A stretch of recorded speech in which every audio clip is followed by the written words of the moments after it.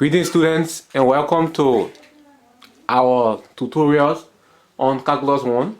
Today we are going to be finding the derivative with respect to x of this continuum function. So the question says you should find f prime of x if f of x is this continuum function. Now to solve this problem, I am going to let f of x equals to y. So y is equals to the square root of sine inverse of x plus the square root of sine inverse of x plus the square root of sine inverse of x, and this continues like this forever.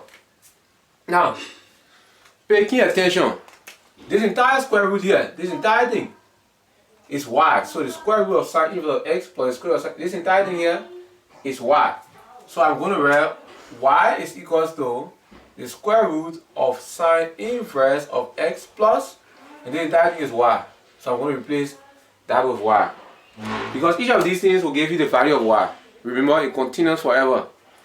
So if I square both sides, I will have y squared is equals to, this will be sine inverse of x plus y. Because the square will cancel out the square root there. If I differentiate, I will have 2y, y prime is equals to the derivative of sine inverse of x, that's 1 over the square root of 1 minus s squared, plus the derivative of y is y prime. Great. So the sum of y prime, I can say this across. I'll have 2y y prime minus y prime is equals to 1 over the square root of 1 minus s squared.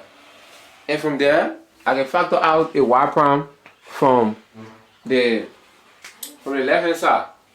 So I'll have y prime, parenthesis over, this is 2y minus 1 is equals to 1 over the square root of 1 minus s squared. Great. So what do I do here to find the value of y prime? What I can actually do here is I can divide both sides by 2y y prime, so I'll have y prime is equals to 1 over the square root of 1 minus s squared divided by 2y minus 1.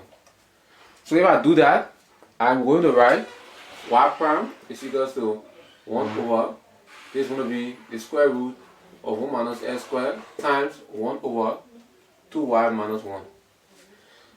And then y prime is equals to 1 over, so this is going to give you 2y minus 1 times the square root of 1 minus s squared.